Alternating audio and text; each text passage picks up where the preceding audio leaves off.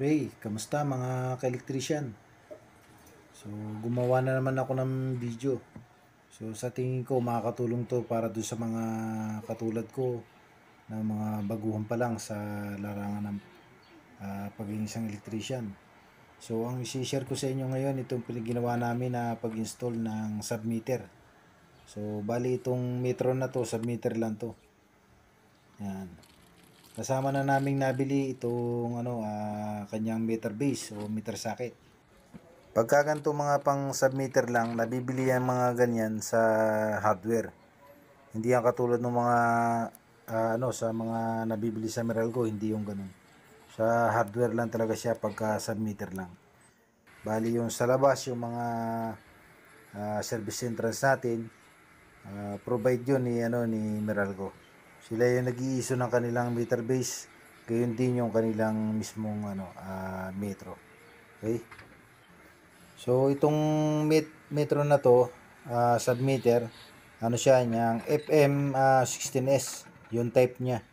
So bali pang ano yan, pang 3 phase na supply. Meron siyang isang grounding. So yung i-share ko sa inyo yung ginawa naming pag-install kasi nangyari na naman yung katulad nung dati na nag-install kami, nagkaroon ng problema, trouble. Kasi nga bali nung in-install na namin siya, meron ng supply sa ibabaw, tapos merong load side na rin. Naka-install na kami ng wirings. Kompleto na, pati may grounding na din. So nung amin ang kinabit itong kanyang metro para tingnan namin kung okay yung ginawa namin pag-install. Pero nung na-install na namin yung mismong metro, hindi siya nagana. So wala siyang reading. Wala siyang kahit na anong indicator na makikita ron sa metro. Pero ang naging problema lang pala, mga bossing, ay yung sa grounding. Nang chinik namin yung grounding system nila, so mahina yung kanilang pagkaka-install ng grounding system. So ang ginawa namin, nagbanding kami ng grounding conductor na diretso siya dun mismo sa kanilang grounding rod na nakabaon.